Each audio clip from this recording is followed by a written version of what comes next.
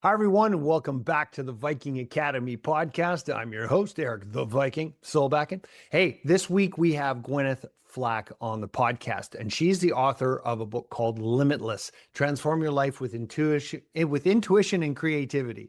And this was an incredible conversation I had with her. Do you know, when she was 4, she had a near-death experience, and it basically opened her eyes to exactly what was going on in life, in her life, and what our experience is actually having here on Earth.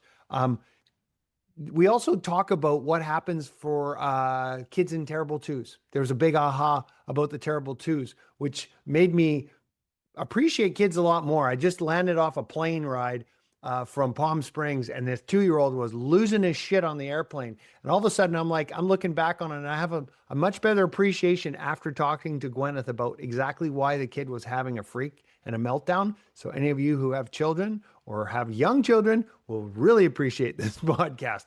We talked about how intuition and creativity really is something that once you hone into, it really guides you. It's your divining rod towards your purpose in life. I know it is for me. And I had a bunch of other wake ups inside this podcast that I don't want to talk about right now. I'd rather have you listen to the podcast to hear exactly what those were.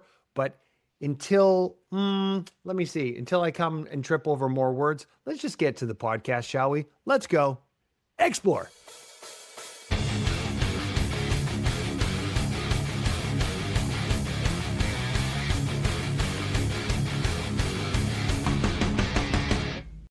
Welcome to the podcast, Gwyneth. Thank you. It's great to be here. We were just lamenting on travel. I was just literally just showed up into the studio here to record this like within the last couple minutes because I was late flying in from Palm Springs.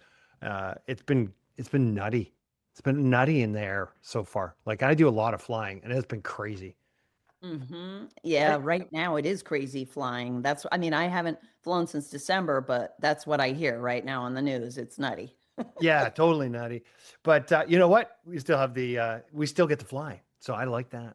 I Yeah, like flying. I like exactly. flying. So speaking of flying, we just were, again, we are trying to figure out where we connected. So your publisher reached out to me, and your book that you have is Limitless. Yes, exactly. Limitless. Talk to me Limitless. about Limitless. Yeah. Because I'm all over that. Yeah. Limitless. Transform your life with intuition and creativity. That's the full title. Mm-hmm.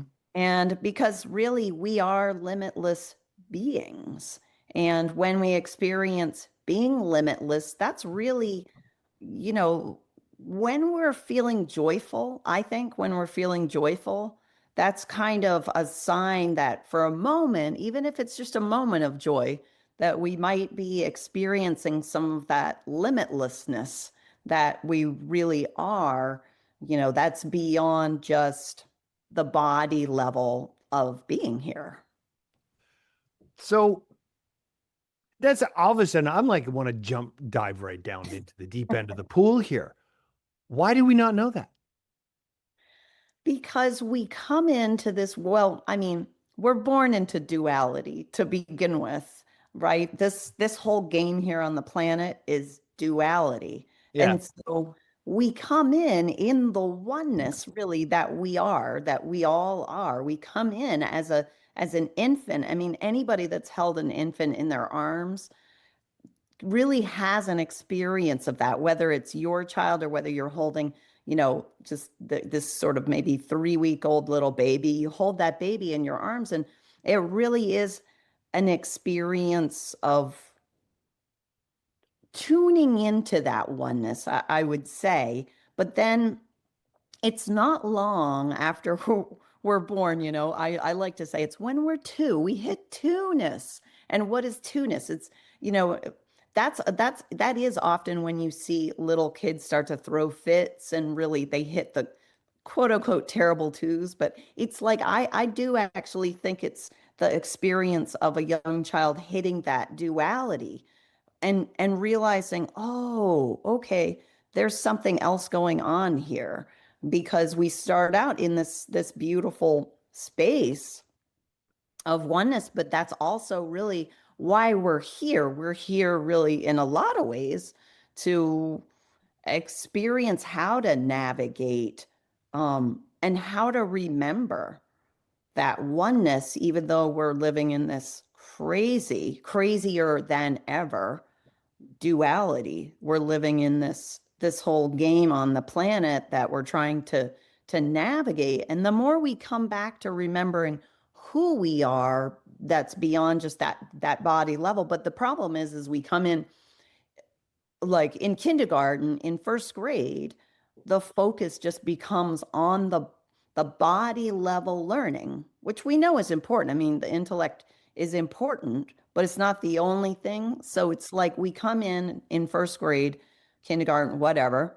We get rewarded just for our thinking and our analyzing and our intellectual capabilities, and we get looked at and viewed and related with as just the body, just what's developmentally appropriate, let's say, for for a kindergarten person, for a first grade, for a second grade, third grade. But then we're also put into this high level of competition even when we're little, and so it really throws us off. We forget, we just overbuild that part of ourselves, and we forget our the intuitive part of ourselves, or whatever you want to call it, our soul guidance. We also forget our creativity, and those two things really come together in many ways too.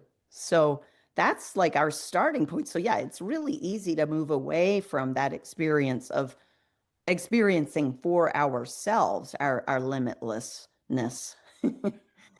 You said something there that really resonated. All of a sudden, I was like, wait a second.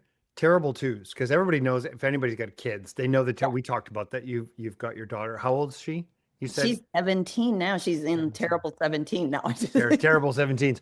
No, so yeah, so I've got three kids, and so I've been through the terrible twos three times, and I've also had friends that have kids, and I'm like going, that makes way more sense to me now when I can reframe it that way. When you see a child have, and like we were on the plane, we're playing right back from Palm Springs.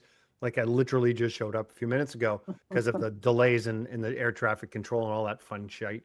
Anyways, this kid was losing it on the plane. Like, and it wasn't anger, it wasn't upset, it wasn't hearing.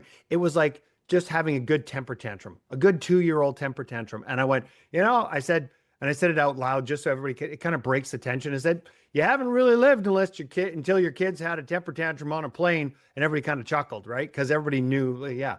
But Right. when you see it through the light of what you just said, is that when we come in, because I see these babies born and I see their wild eyes and I'm looking around and go, wow, Yeah. this place is amazing. And I'm looking at them going, yeah, wild, isn't it? Looking around, looking around. And then we hit the twos and we get gnarly and pissed off and throw temper tantrums. You're saying that's because that's when the reality of, shall we call it the reality of duality has Yeah. hits us is in our twos. That's how I see it. Yeah, that's what I've observed. Um, and I think that's really frustrating because also there's an awareness of not being fully seen too. Because if you come in oneness, you're coming in with some, let's say, much deeper levels of wisdom. You're not just starting out as just this meat sack, you know what I mean, that has no knowledge. You're starting out without the thinking mind, yeah, without the intellectual part of yourself. That part you're building, but you're coming in with wisdom, but you're not necessarily getting a hello, I see you from the world around you. You're just kind of being, you go over here and you do this and you eat this, and hey, you're feeling frustrated. Find your words, you know what I mean? But kids don't have words to describe, like, what is happening? What is this wacky world around me? Hey, maybe this isn't what I signed up for. Oh, wait, it was, something like that. But yeah, I do. That's really the frustration. There's a frustration level. But I do think that it makes it easier on a child if the parent is seeing or even postulating, like, wow, maybe this child is more than just the body. Maybe they have deeper wisdom in them. Maybe they have a consciousness that's more than what's just showing on the outside. Because I think a child will pick up on that if the parent is observing them or thinking about that even, on that level.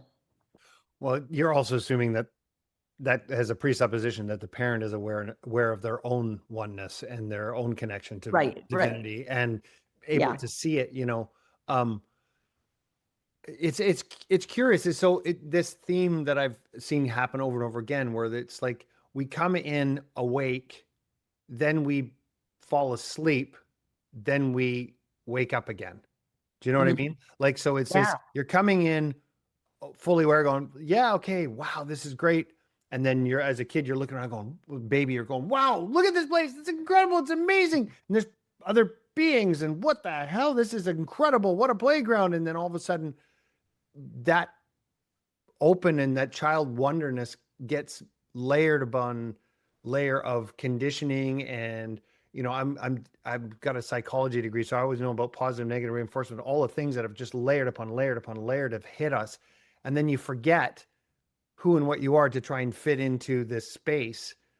And then I'm finding that as later on in life, that's when you start, i I find more people break out even later in life, because then they have this awake period, then they fall asleep or get Mhm. conditioned. And then eventually when you get older, it's kind of like you go, fuck this. I'm not doing this anymore. And there's got to be more to it. And then it's like the movement towards awakening again, like to reawaken, so to speak. That's what my experience has been anyways. Absolutely. I mean, I've seen that with so many people. You gain some life experience, you go out, you have a bunch of experiences, and maybe you fulfill some of the things that you were told would be fulfilling. You were instructed, you followed some of those instructions given to you. Hey, this is what you should do, this is how you should make money, this is how you should live. If you get this degree, then da da da, and you follow these formulas maybe that are given consciously and subconsciously both for happiness or fulfillment. And then most of the time, most people hit a certain point. Well, certainly not everybody hits that point, but there's a group of people, more and more people, an expanding group of people, I would say, that hit that point where they go, whoa, this isn't fulfilling. What is going on here? Who am I? What am I here for? Is this really all there is? And what's really going on here in this thing that we call life? And so I do think it takes some experience and some sort of burning through different options, like, oh, okay, I did that, been there, done that, got the t-shirt. Now what? And then you run out of now what's, and it depends, the ages, like different stages and ages that people hit, or they hit, sometimes they hit rock bottom too, you know in their life, like things get really bad, like with drugs or whatever it might be, or a divorce or something like that, and that something brings them to a breaking point, or they lose their big career that they created, the whole business falls apart, something like that. So you hear stories like that too, that bring people to a point of like, okay, I surrender, it's not working, and I can't keep running, because we have also this inclination as humans to leave. Elvis has left the building, like where we just, when things are rough, we leave instead of staying with ourselves, if you will, if that makes sense. So I'm curious. So we've been talking around kind of like the general understanding of that. I'm curious on for yourself, what has been, because you just described my experience, because I'm a recovered alcoholic, and like it's 18 years. 18 years ago, I hit rock bottom, boom, explosion, and then it was a complete surrender. And since then, I've been seeking a higher power, actively working and Great. seeking a higher power, and the exponential growth of that has happened, especially in the last couple of years with the advent of the Viking Academy and this exploration. Um, it's accelerating. My exploration is accelerating, my knowledge, my understanding, and the awakening is accelerating in me. But for Yeah. yourself, tell me Gwyneth's story. That's what I want to hear. I want to hear your, because, and then we'll come and bring ourselves back up to the present moment in terms of what you're doing to help people today. And then we'll go a little bit deeper into the book. But I want to do a little more of tell me about the past. What brought you to here? Yeah, well, I mean, I guess it all started when I was 4 and I had a near-death experience. And that really was very validating to me. It sounds like a funny thing to say, but it was like a celebration. It was like a commitment ceremony that, yes, I want to be here. And yes, I am more than just how the world sees me from the outside. And so when I had that experience, I was I had just this awareness of just being aware and that I had a body, but that I wasn't just the body. And so that really, and so I had that experience, and sure, it left me with a little bit of, PTSD that I had to work through, which also was really interesting too, because that helped me to kind of understand how trauma lives in the body. And then, so because I had that near death experience at a young age, and prior to that, I had actually been walking around going, you know, is the cosmic joke on me? Is this all there is? Do And you remember? Do you actually remember yeah, prior to age 4, no, thinking that? yeah, I do. I remember feeling like a teenager, and it was I remember actually feeling embarrassed when I would be out in public and adults would talk to me, but they would talk down to me. Like they would be like, "How are you? Oh, aren't you cute?" And I remember internally thinking, "Cute? I'm not cute. You know, I'm a fully developed person." That's how I saw it. It was like I felt like I somehow had the body of a 17-year-old when I was 4. So, and so to me, but what it really was that I was seeing people for more than just the body. I was seeing them on that, what I would call like a spirit to spirit level or a soul level, consciousness level. I was seeing them like that. And they were treating me back like I was just a body, and that wasn't their fault. Nobody was doing anything wrong, of course. It's just the way the world is. So then when I had that experience of that I was not just a body, um, it And was what happened? May I like, ask? oh, well, I was stung by a bee and I had anaphylaxia. Oh, So, where your breathing shuts down really fast. So my mom fortunately found me. I was outside. My mom and my sister found me. They got me to the hospital, of course, because I'm sitting here. They got me to the hospital in time to get an adrenaline injection because otherwise you have a very short period of time before your breathing totally shuts down. So, I had that what I would call classic out of body experience where I was up in the corner of the room and I was looking down at my body going, "Oh, my body is suffering. My body's not okay." And people are feeling fear and, you know, but actually I'm okay. I'm just observing my body and I'm okay. And I bring life to my body. So it was totally experiential. And that realization that, oh, I bring life to my body. It's not, just the body. Um, and yeah, the so, body by itself is insentient, so to yeah, speak. yeah, yeah. Yeah, I mean, that I was the awareness. yeah. And so that essentially went into my back pocket, if you will. So then I was growing and I was not thinking of myself as somebody who was intuitive, or I didn't even think that much about the near death experience. To me, it wasn't any big deal, really, because when you're 4 and you have that out of body experience, you actually think about it like, doesn't everybody know Oh, this it becomes situation? normalized. And yeah, Right. yeah.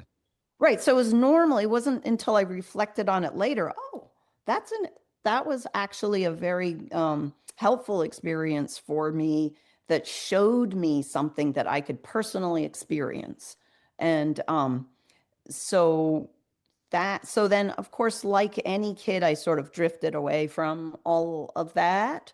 And even though I was a very intuitive child. I was always just tuned into what was going on with people. It was really easy to see what was going on with people, the suffering that was going on, and how they're presenting on the outside, and then who they really were on the inside. That was all normal to me, just like eating a peanut butter sandwich, or going skiing or whatever. To me, it was all the same. I didn't realize that was being intuitive. That was just being me.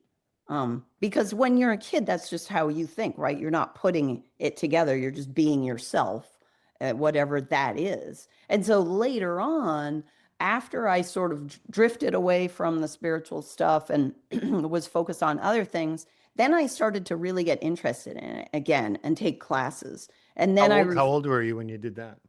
well, I guess when I was in my mid 20s, I started to take some classes and Okay. get some healing training. I mean, like I was doing, I when I was 25 or something, I was doing Reiki and things like that. Okay. And So then I post university, so or post high school. So it's yeah, post, shall we call it this, outside of the social kind of, that once you leave high school, that's your first kind of social yeah.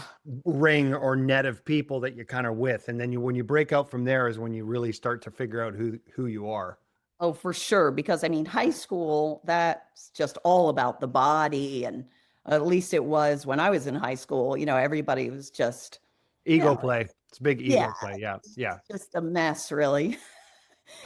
Even if you meet some awesome people and things like that. But yeah, definitely. So yeah, when I got out of college, I got to a certain point, because really, when we get to a certain point, we start to connect more with our higher self.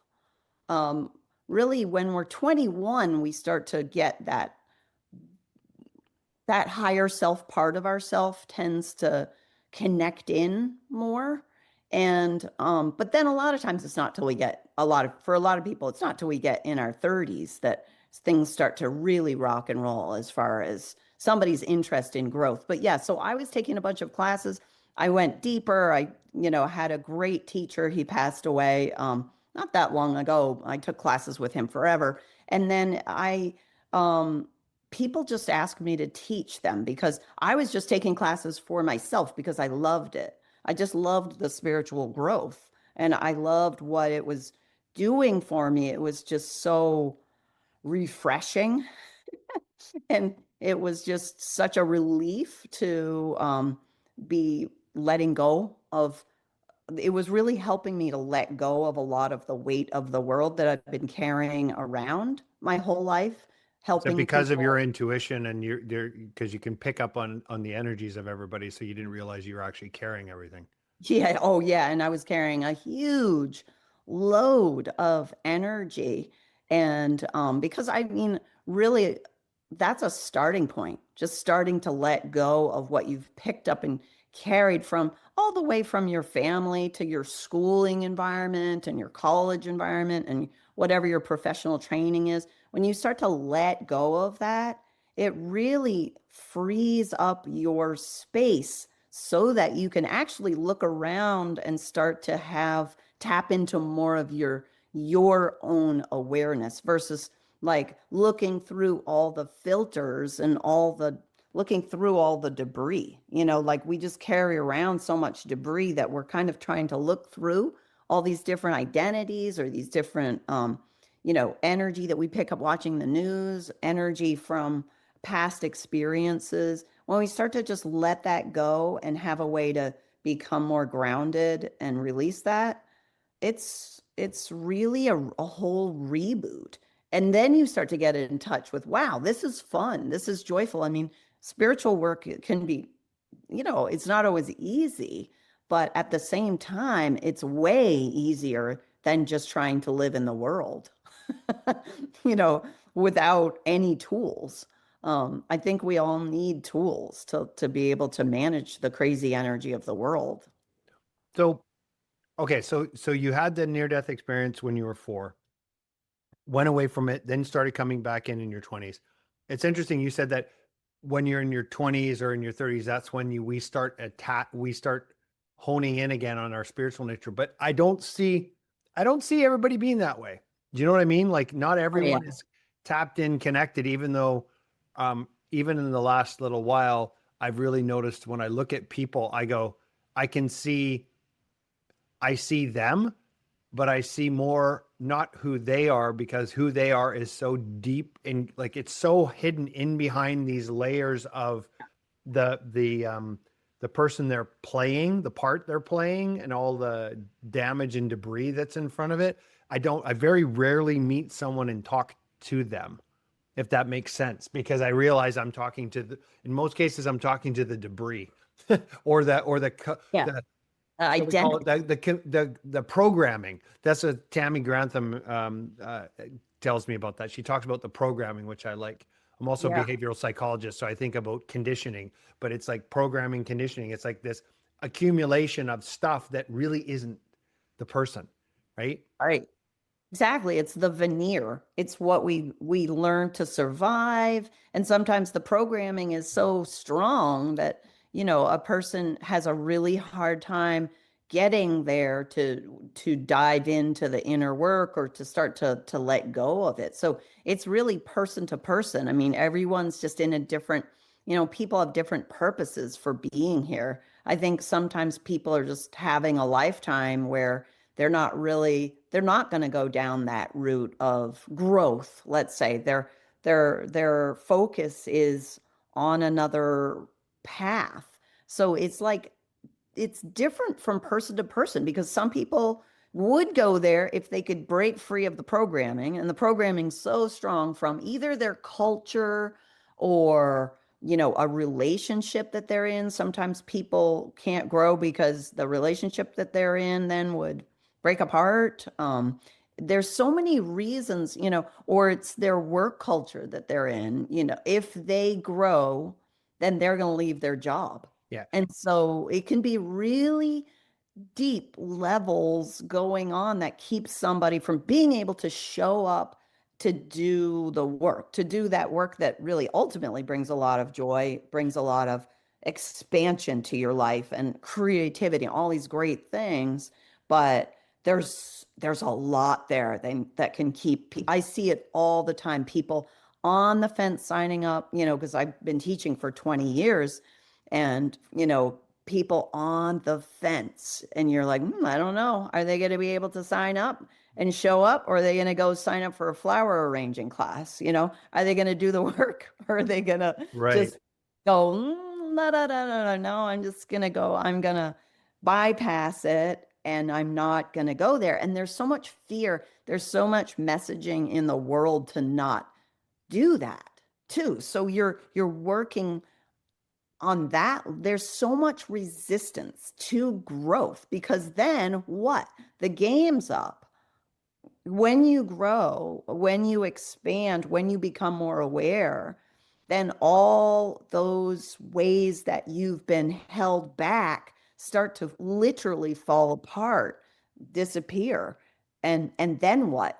Because um of course that's ideal, but the game that's been on the planet for so long is, be a good worker, be and do this, and, don't grow and don't expand and don't look around and don't be aware, don't see what's going on, all that.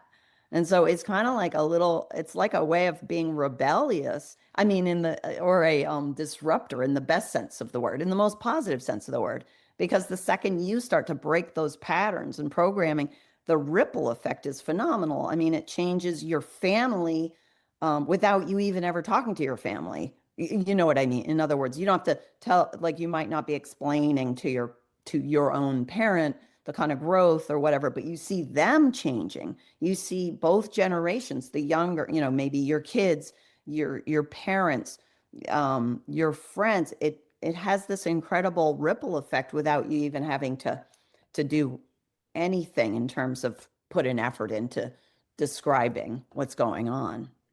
Given the, you said you've been working with people for over 20 years and helping them. What is the process that you work people with? Like what is the process that you do? I'm very curious about that. Yeah, well, I teach a whole bunch of different levels of courses. So I give people intuitive tools.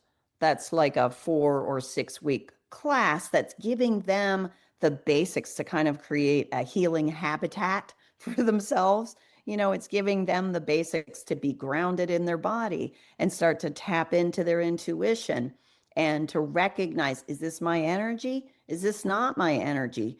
How do I release this that I've been carrying from work? Or how do I make the transition between work and home more easily? How do I differentiate between my intellect and my intuition? So to me, that's like a basic foundational class series that sets you up for being able to then dive deeper, because we have to feel safe in our bodies to really do the work. We have to feel that it's safe, and we have to create that experientially for ourselves so that we know it. We can't just I can't just tell somebody, hey, do this and this and this, okay? And they're like, oh, okay, great. It's really they have to I'm guiding them, or I'm shining a light, or I'm guiding them through creative visualization, really. And they're creating that space for themselves to be able to dive deeper so that it's safe for them, and so that they are then embodying their own experience at the level that they're ready for and in the way that they would like. And then from there, I teach like 2 year courses, which is like intuitive mastery courses, where it's like a much deeper dive. I mean, I've had students that have taken classes for like 16 years, or things like that. Because beyond that, I teach like advanced classes. And so it's whatever people want. Some people just come and they take the 4 to 6 week class. They're like, I'm good. That was just what I needed. Thank you. And then other people go, ooh, wow, that was great. I'm really excited to learn more. So it's really like a step-by-step process. Because the thing is, it's kind of like what when we're detoxing or something like that.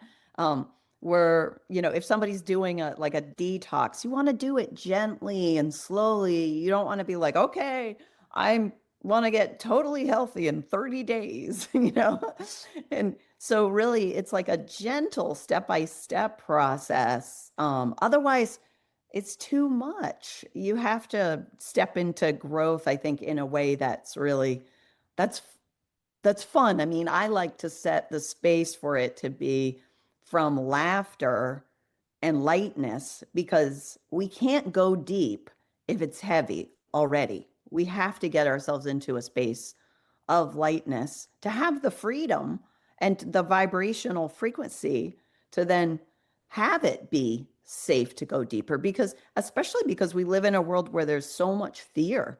People are coming in with all these fears that they don't even know. It's just showing up as worry and stress and anxiety and all these things, but it's really just the fear they're carrying around that they've been picking up because they're so intuitive and they don't even know how intuitive they are, because everybody's incredibly intuitive. And anybody that takes my classes, of course, they're going to be super intuitive. They're going to be a healer just like you are.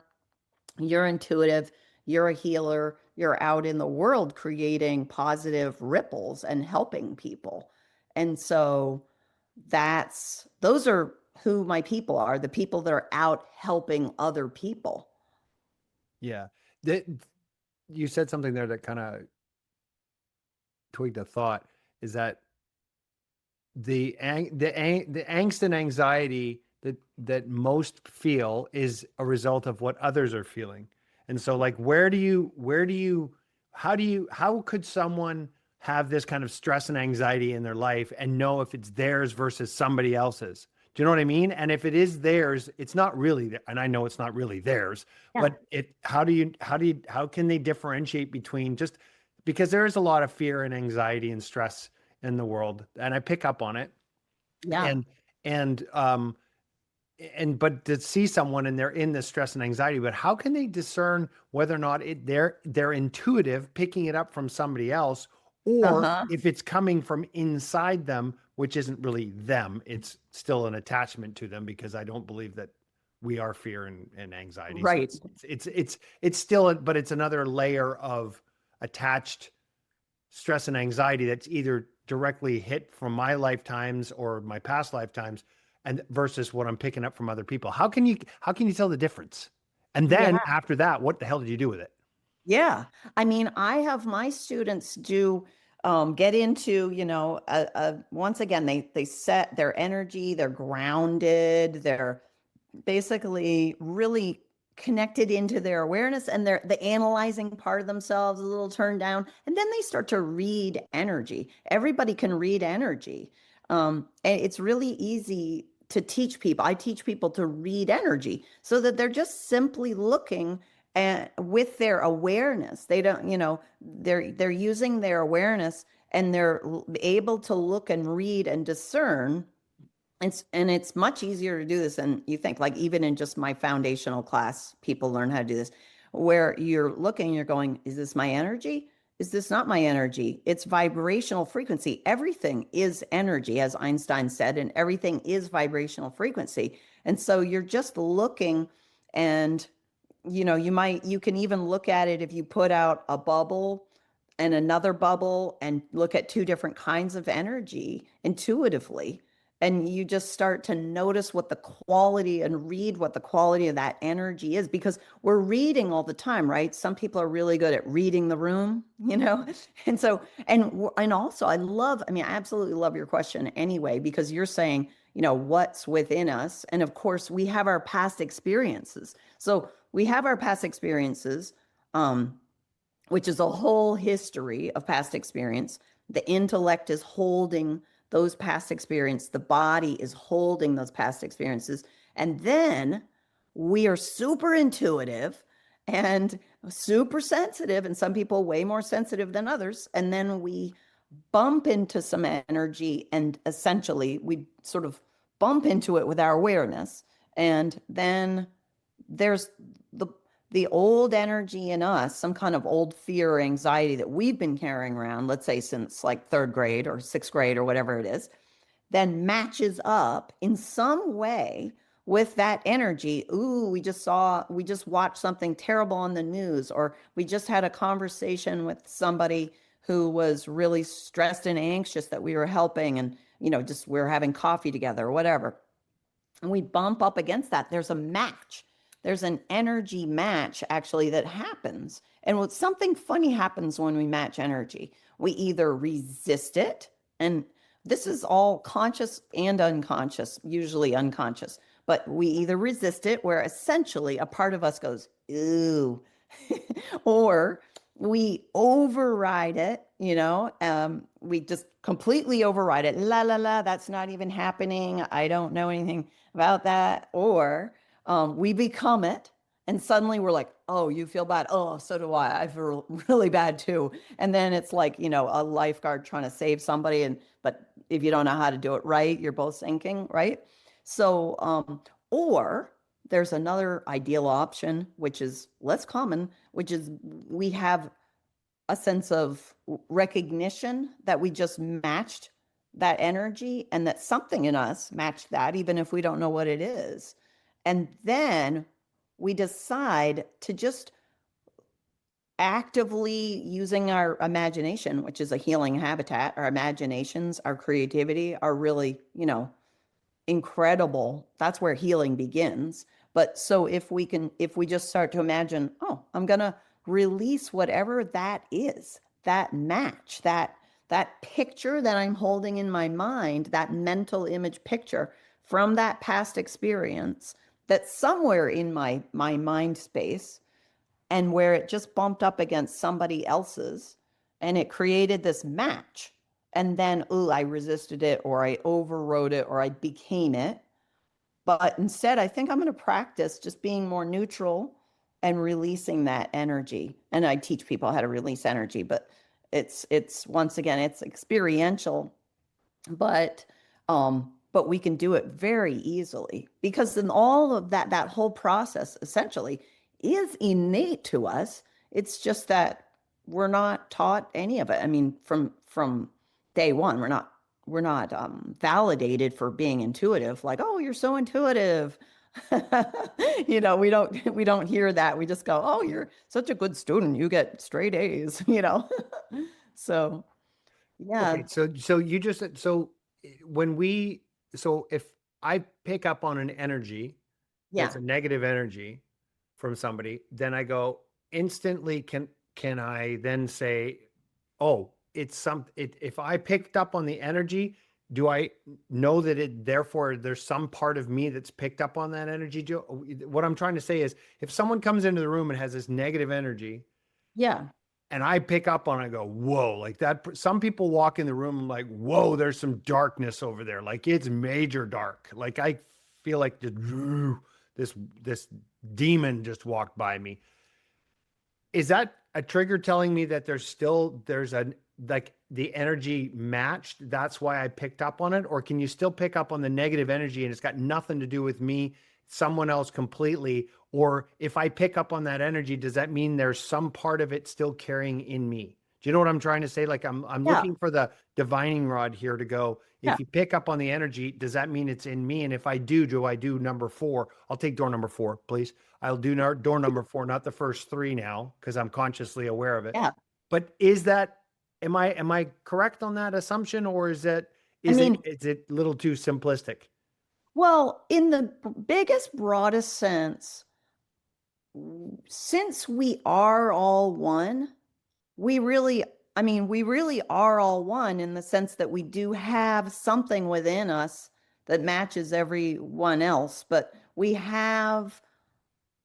also there's people walking around in a big dark cloud and in an angry space and all that. And it's really important that we don't resist that energy. So it's really helpful if we know how to give space on an energy level. Not Hmm. somebody could be crammed right up next to us on an airplane. Can we give space and come to a point of there's that person, they have that energy that's going on? Oh, maybe I can release a little bit of whatever in me is just resisting that or doesn't like that. Maybe that makes me just feel unsafe. And so that's why I'm resisting. Or maybe I'm overriding because it makes me feel unsafe, or maybe that reminds me of my teacher when I was in second grade. Oh, wow, look at that. So there's the match. So it could be that somebody's in a really angry, weird space. And it's not that we're carrying within ourselves something terrible. It's just, oh, wow, we're carrying actually that memory in picture form somewhere in our space that's left over from grade school, from that second grade teacher, from that experience. And so that's the match. And then we release that, and all of a sudden, that person doesn't actually affect us because where we take on energy, like where we create a window unconsciously within ourselves when we're unaware, we take on energy through whenever we match. But if we are just practicing neutrality, which is just a life practice, it's not like everybody's like, oh, okay, now it's total neutrality. It's a practice, and where it just gets easier and easier to be around people or to handle difficult energy that's around you. You're able to find more neutrality and give more space so that that person can be where they are. You're not becoming sort of energetically entangled with them, even if you're helping them. You might be having a conversation with them or, working with them, whatever, that kind of thing. Um, but you're able to have more autonomy over your space, rather than just Okay. ending up. absorbing it like a, snowball rolling down a hill, so to speak. Okay, so maybe I'm going to get a little bit more honed in here. So Yeah. I get a negative energy comes in and hits me, and I'm like, I could either resist it, like forget it, don't want it. Yeah. There's the resistance, which then Yeah. just makes it even, that just creates more tension, and the resistance will just Yeah. make it worse. Yeah. I can just, oh, denial's not just a river in Egypt. I'm Yeah. just going to, well, just pretend it's not there, right? Which Yeah. then is another form of resistance, right? Which is Yep. just, right? Then there's the Becoming it. becoming it, which means that there's still something inside of me that is energetically matching. So maybe that third one is the one where there's an energetic match to me. So it's not necessarily that those first two are energetic matches that's still inside me. It's maybe it's just coming up and I'm like, I don't like that feeling, right? It's just the third one where I actually become it, that it is still inside me. And you're saying you can sense whether it's one, two, or three, right? Well, really, it's one. Is am I matching that energy, or do I just not like it? And am I taking one of these two routes, the masking or the resistance or the denial? And then I have this option over here how to deal with those first three. I could deal with any one of those three by using the fourth, which is okay, allow it, have the space, allow them to be the way they are, but at the same time, not allow it to be the quantum entanglement, like to Yeah. become quantumly entangled with the person. And I find that some people have an incredible power over entangling with you. It's almost like they're forcing themselves to Yeah. entangle with you, and it's like they're just egging and poking and egging and just what energetically. Like we know there's physical people that poke and egg and try and get at you. That's in the physical manifestation, but I feel it energetically. People are just they're trying to tangle with you so much, and I'm just like, yeah, no thanks. Like that's when I just gonna energetically go, no, no thanks, not gonna play. Right. Yeah, exactly. I Like mean, then it works. yeah, I mean, some people have a natural innate, like they don't necessarily know this, but they innately are good at giving space, actually. And so when you're around them, you feel like you have your space, and that is a nice space for communication because then you feel like you have your space, they're giving you space, they're giving themselves space, and it's like, oh wow, we can converse on a lot of different levels here. I can be myself. Because obviously one of the big things about being human in the world is when can I be myself and when can I not be myself? When can I be like, can I be 50% myself, 100% myself? What level can I be myself around this person? And and so basically, yeah, it's and then there's people that don't give you space.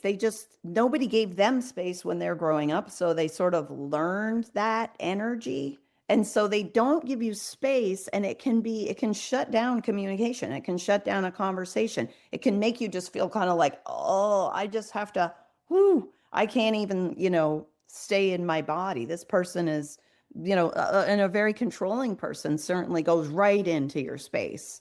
They don't know that they're doing it, or somebody that wants to sell you something. You go to buy a car or something and you're like, whoa, why did I just buy a Honda? I meant to buy a Toyota or whatever, but yeah, so you'll notice, and when you start to notice it and just bring your awareness, like who gives me space in my life, and who do I give space, and how can I give space to this person, give more space to them, and give myself space. There's no um it goes both ways. It's like I could just as much say I'm going to give myself space around this annoying person or difficult person, right?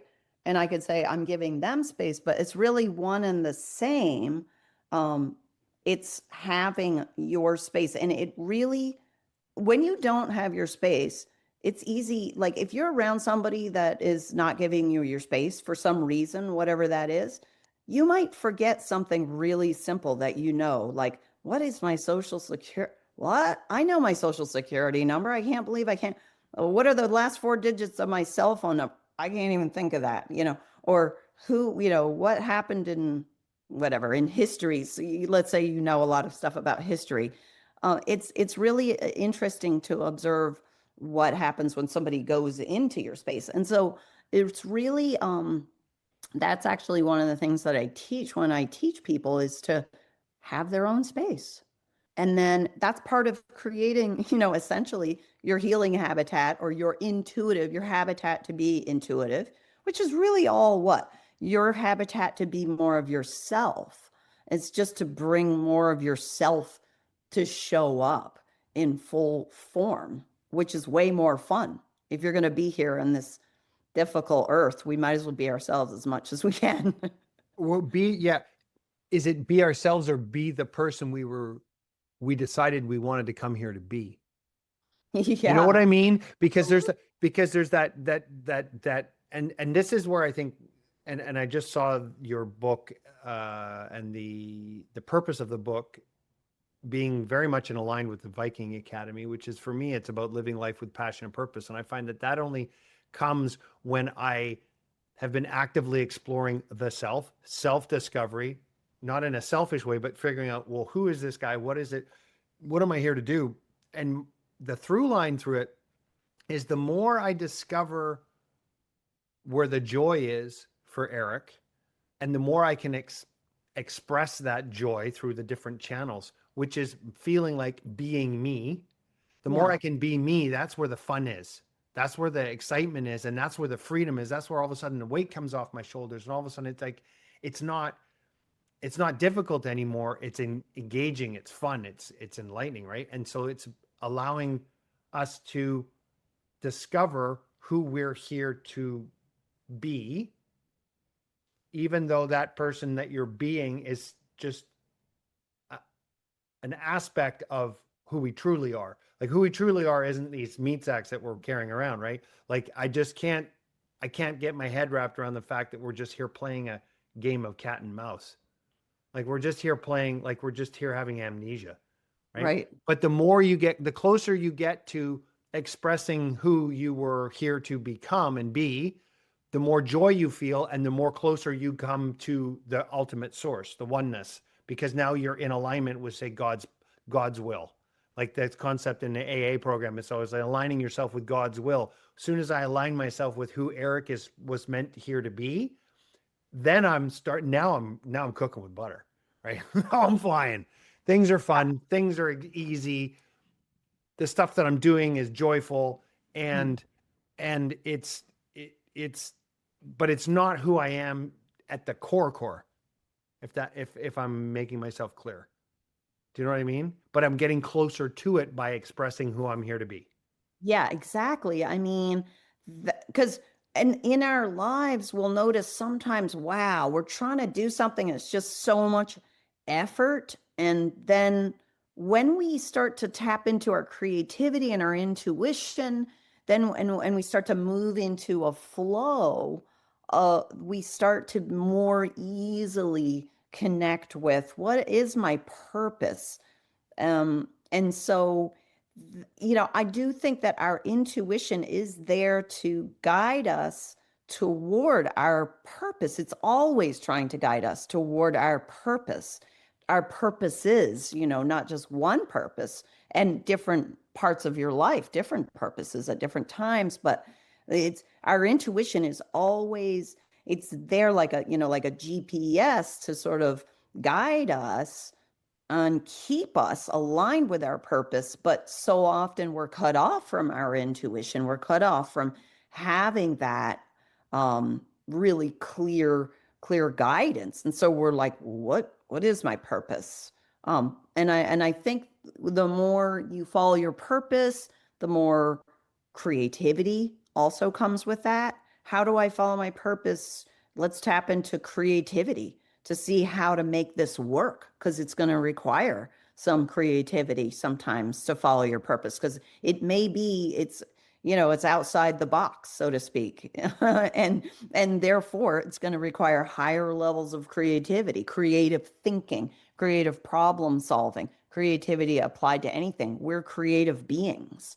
And so, yes, I think that it's a lot of joy comes out of that connection with purpose. And when you're in the flow, even though it may take a lot of work to get there. I mean, following our purpose can be, very much, we have to put in the work, but there's a feeling with it.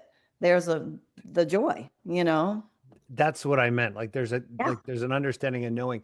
Yeah, I was just finishing up a book. It's called Money: The History of Mankind or Humankind. It says History of Humankind.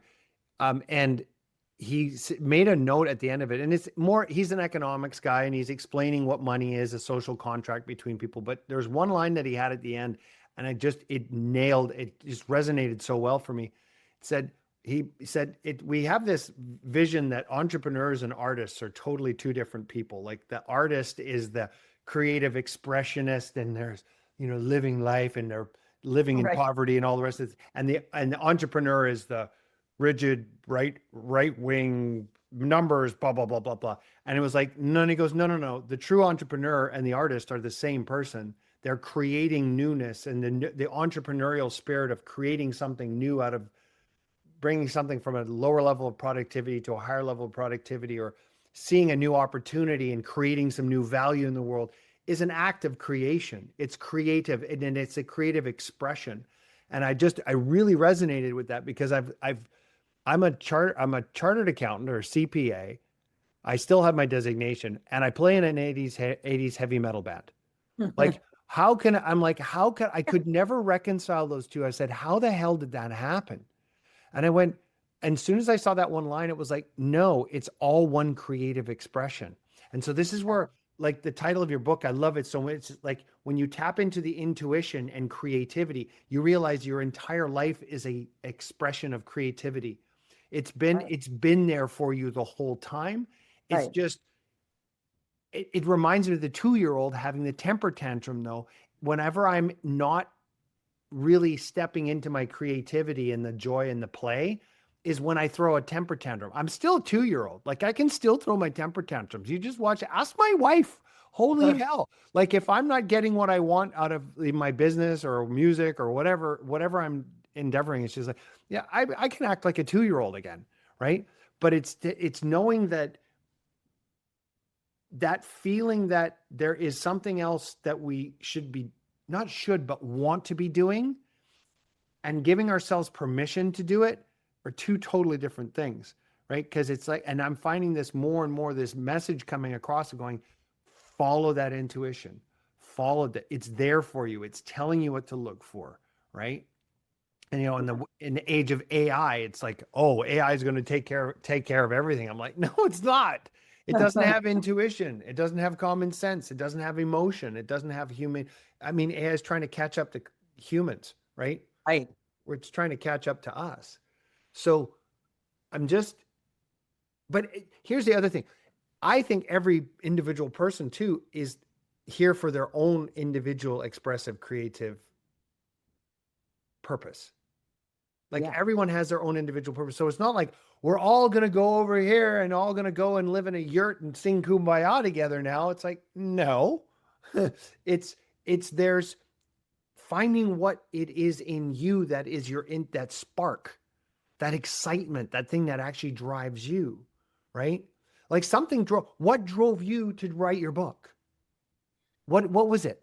What was it? Well, I mean, I wrote the book because I'd been teaching for so long and I've always loved writing. So for me, so everyone has a form of creativity or multiple forms of creativity, and they're unique. I mean, they're different for everyone, right? Some people it's sailing, some people it's playing in a rock band, some people it's writing or singing or gardening, whatever it might be.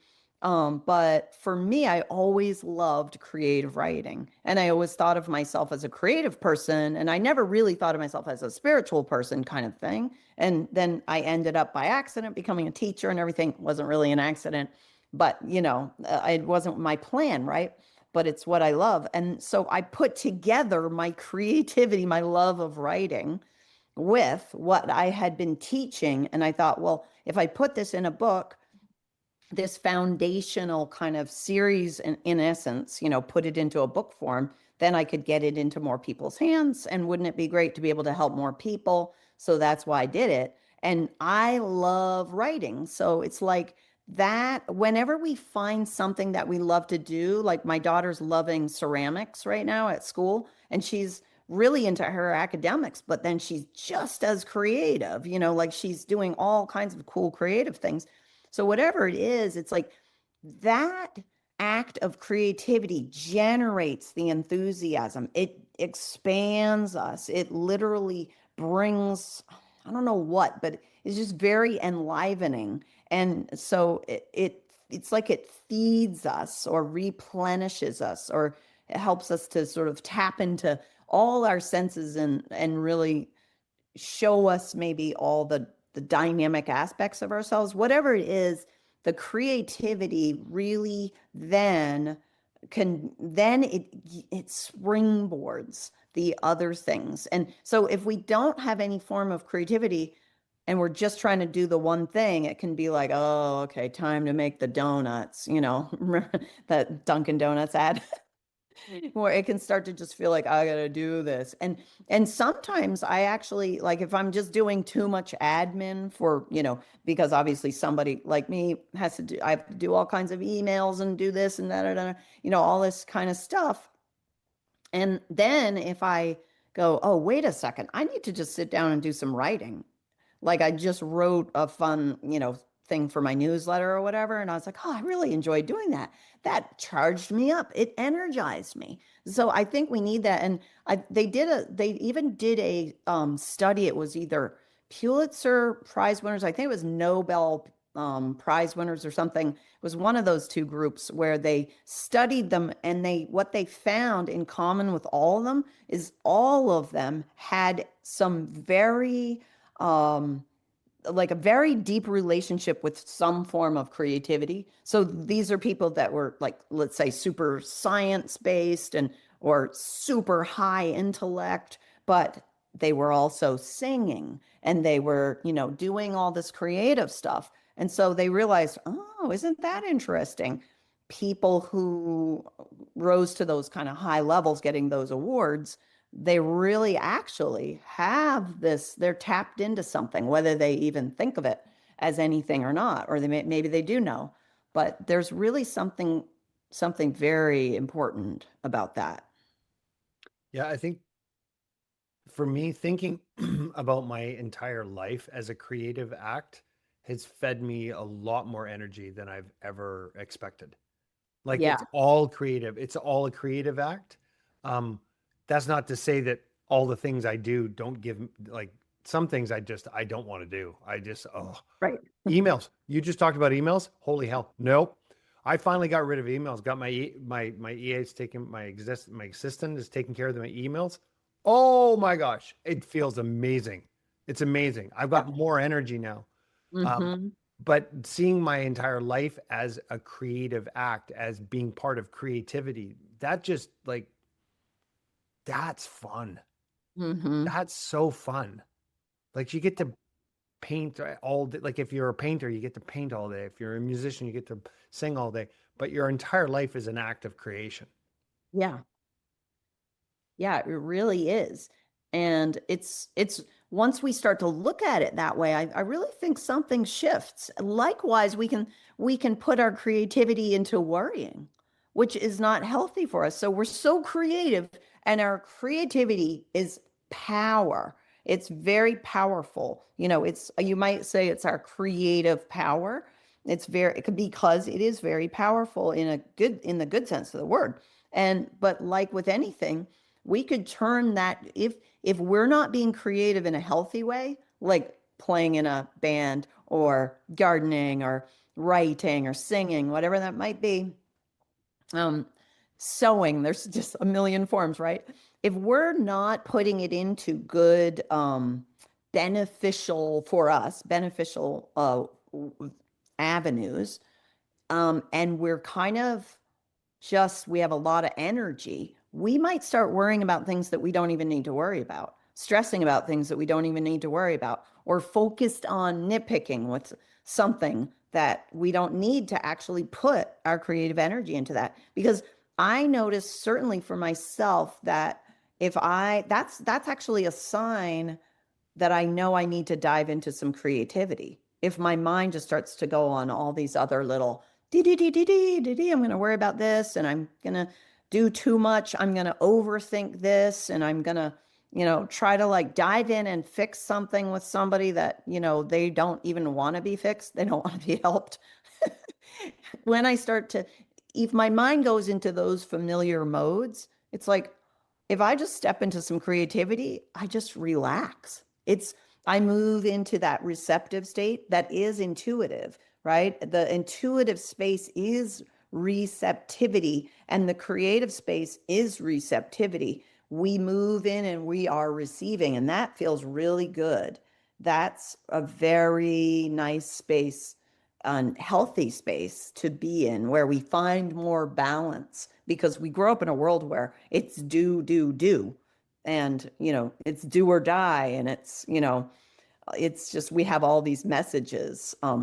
And, but I think that's one of the reasons why we love when we move into a healthy creative space, it feels good because it's actually a space. It is giving ourselves space and receiving The ideas, whatever, receiving ideas, receiving um, new ways of doing things, whatever that might be.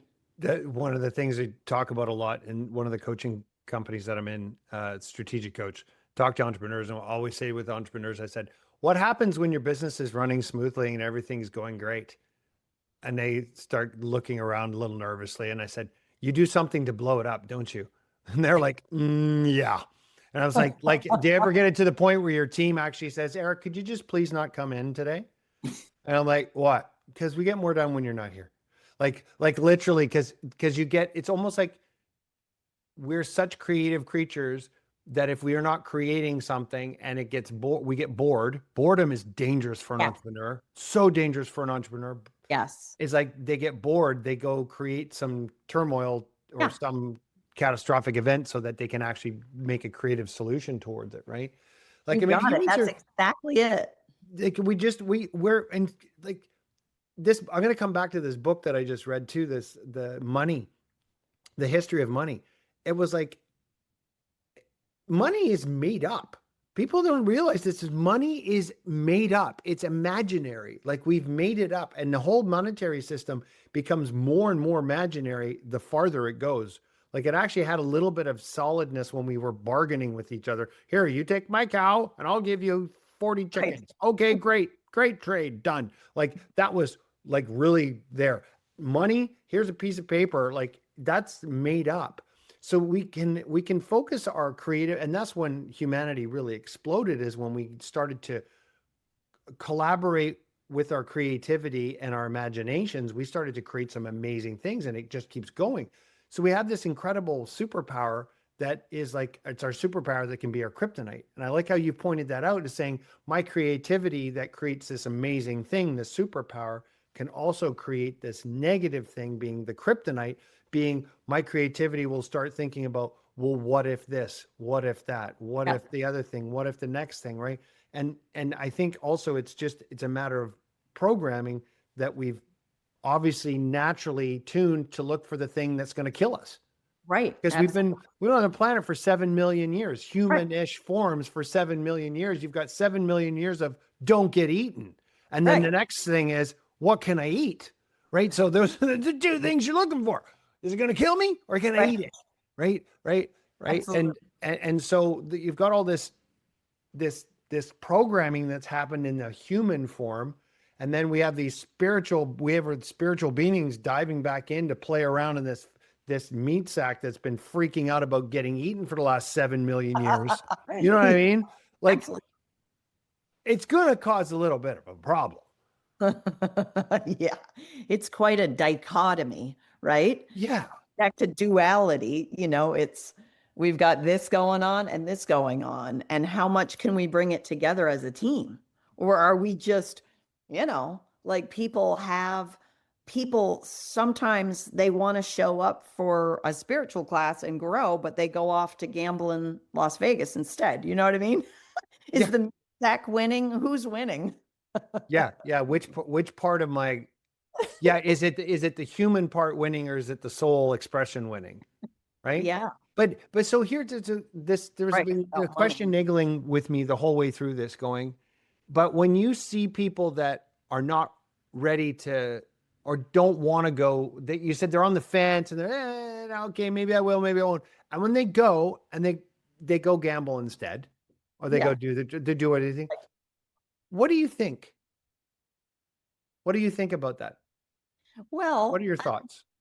I mean, that's part of their learning. We can take detours. We have free will. We have total free will to do whatever we want for better and worse while we're here. And so sometimes we take a big detour and we that's what we choose to do. So we take a big detour and we're going to come back eventually to the growth that we need to have. So some people want to get to the growth faster, and other people take more detours. That's what I think. I mean, I know it's beneficial when somebody wants to grow and do the work because you can see the benefits. It heals their life. And, but, on the other hand, we just, we all take different routes. We all have different paths. Don't you think part of the fun is doing that though? Like Yeah. after for me looking back on it now, like Yeah. I mean, I'm not telling someone, hey, by the way, go do a whole bunch of drugs and alcohol and have an incredible explosion, lose your business and almost your life multiple times, and then come back out of it because it's so much fun. It is Right. not fun. But looking back on it, going, it's like I think the way I see it is I see my spirit, my soul wanted to experience that. Like where I'm at today, I look back and I go, like, I see clearly 2020. Hindsight's 2020. Looking back, going, oh, okay, that. Okay, now it makes sense. Yeah. And I'm going, I think I had to go do. I had to go do that. I wanted to go do that and experience all that to be who I am now. Right, exactly. You dove right into the duality, the dichotomy of, and you had this one experience and then you came in to, it set you up clearly for to Yeah. have to really appreciate and be enthusiastic And about the there, experience that yes, you're having now. and that's my point. It's like, and that also changes the way I look at people that I'm quote unquote trying to help or be a healer, right? Being a Yeah, healer to someone. It's like, right, well, if the right people are ready, then I'll work with them. If they're not ready, I don't give them the big, don't go there. It's dangerous. Like, there's almost no point in doing that because you're just, why are you trying to save someone from something that their soul wants to go experience when it's right, one big spiritual playground, anyways? Do you know what I mean? When you right, really see that, I'm not going to hurt someone purposefully because I can't do right, that anymore because I don't want to. But also stopping someone from going to do that almost seems like a hindrance to their soul expression as well. Do you know right. what I mean? I do agree because somebody needs to come to you willingly, what to and enthusiastically. I mean, that is the only way that somebody's going to, it doesn't make sense for some, if somebody's coming to you but they're in resistance, they're like, I'm sort of here, I'm half here to get your help, then it's going to be really hard to help them. I mean, they have to come and be, they're making a commitment to themselves, to their own growth, and that they have to be in a space of willingness. And so those people know, I mean, those people who come willingly and enthusiastically and are ready, they're the ones that then really grow. And if you try to persuade somebody like, oh, you should really take this class because it would be so great for you, because it would be so great for them. But I never try to persuade anybody to do that because then they might be like, "Oh, okay, I'll sign up for the class." And then they're just sitting in the class like, I'm not going to grow." Yeah, but that's my point. But this is what I'm getting at. I Yeah. don't know if it's good for them. Right. And I this is my point. Like, I how don't do think I know? I they don't know should be what's good for you. They're like, right. so when someone goes, well, should I go do drugs and alcohol and go in a rock band, or should I go and take this spiritual course? And I go, well, I don't know. Yeah, what does your soul say? What does your soul Right. want? Right. Right? I You mean, could I go down this path and you could go and die a painful death, or you could have an incredible crash and wake up and then go through an incredible spiritual uplift journey and have even your soul might go, that was awesome. I don't know what your individual soul wants or needs. Do you know what I mean? Like Oh, and so absolutely. once I've reached that, for me, once I reach that point, all of a sudden it makes it even lighter and easier to be at this frequency that we're talking about, Yeah, because I'm no longer trying to save someone, because there's not someone to save. It's right. I'm here to serve those that are ready to be served if they're ready at that stage. And if they're not at that stage, that means they needed to go and experience something else. But I don't look down on it from a higher pedestal anymore. It's more of a, oh, they haven't experienced that junk yet. Okay, go, Right. well, have fun. Right. At not, I mean, I'm not going to stick needles in their arm, but I'm also not going to sit there and judge them for doing that. Because like, okay, well then that's what you're going to do. Do you know what I mean? Like Absolutely. I mean, there's an understanding and that's, knowingness around that. right. I mean, when people come to me sometimes for a private session, there's certain questions that I'm just going to say, well, what does your intuition say? Because I'm not going to tell you the answer for that. I mean, the way I was trained is you don't give advice and you don't tell people what to do and you certainly don't program people on any level with anything. My whole work has been to help people to find their own answers, to create. That's what I mean. And that's what I was saying about creating a healing habitat is Right. it's like if you create a healthy, just like your gut biome, right? If you take probiotics or you eat yogurt or whatever it is that creates that healthy, literal, physical gut biome.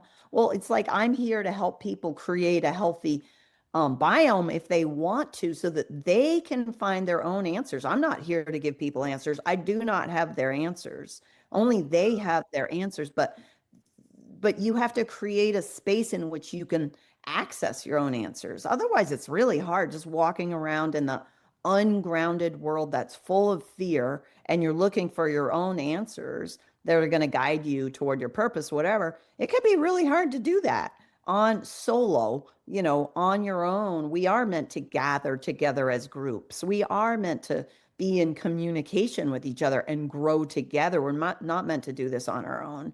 But yeah, so I mean, my whole 20 years has been just dedicated to, hey, if you would like, I can help you to create the habitat for you, but I'm not gonna tell you what the answers are. That's for sure, because that's unique for each person on Mhm. the path. I'm um I'm very I'm looking forward to reading your book. Where can we get it? Where can people find it? Well, you could probably you could probably order it through your local bookstore. You could definitely get it on Amazon or if you're in Canada, Indigo or Chapters or whatever. I was just thinking of Canadian bookstores yeah, you could, I mean, I think you can order it through pretty much any Okay, bookstore, perfect. but yeah, Perfect. Amazon. And then people can And find, leave a review if you like it. yes, leave it. Hit subscribe. Hit subscribe. I always say that when someone is like, well, what do you, oh, the Viking Academy, hit subscribe. Hit subscribe Yeah. now. What do they say? Mash that button or whatever. Smash that button, smash that subscribe. No. Yeah. Yeah. So read that book. Leave a review. No. For Gwyneth. Yes. Um, and then your website is what's your Gwyneth, website? my website is gwynethflack.com. Perfect. It's And a they little can, hard to spell, but so that's for those. Well, it'll be all in the show notes too for anybody listening and yeah. and listen to this. I just want to make sure that they're able to reach out to you if they are curious and want to learn more, maybe work with you, take some of those courses, maybe go deeper. Yeah, because there's one starting on May 2nd, actually. It meets virtually 4 times. It starts on May 2nd, so Oh, it's coming. cool.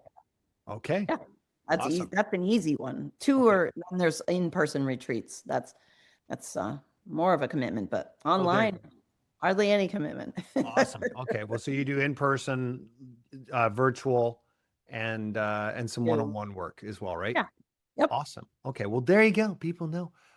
Gwyneth, it's been an absolute joy meeting you and having this conversation. I've had a lot It's of fun. been Yeah, it's been really fun talking to you. Lots of laughs and and a Yeah. fun deep dive.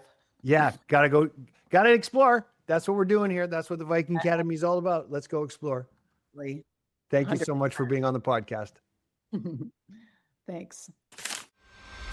Thanks for listening to the Viking Academy podcast. Make sure to leave us your honest feedback by leaving a review on Apple or Spotify and hit subscribe so you never miss an episode.